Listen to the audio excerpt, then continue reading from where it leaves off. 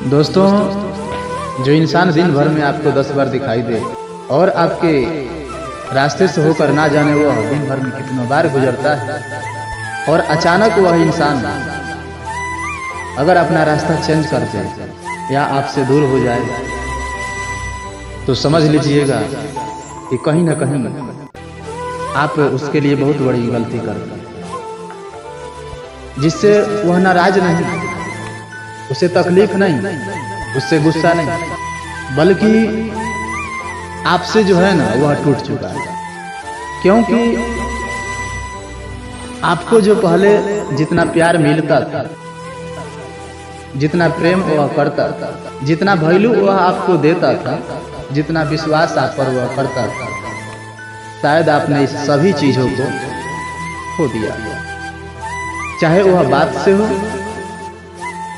या फिर जो भी से हो, कहीं ना कहीं आपने उसके वैल्यू को खो दिया है या फिर उसके विश्वास को आपने तोड़ दिया। कभी अचानक मिल भी जाता है, अगर आप पूछते भी हैं आप गुस्सा हैं नहीं है, तो जवाब आता है ना। जानते हैं क्यों? क्योंकि वह अब आपके पास आना नहीं चाहता और वह समय भी अब नहीं, वह समय आपने खो दिया, उसके विश्वास को आपने तोड़ दिया। इसलिए अब वह पहले के भांति ना हंसना चाहता है, ना मुस्कुराना चाहता है, ना वह आपके पास आना चाहता है। धन्यवाद।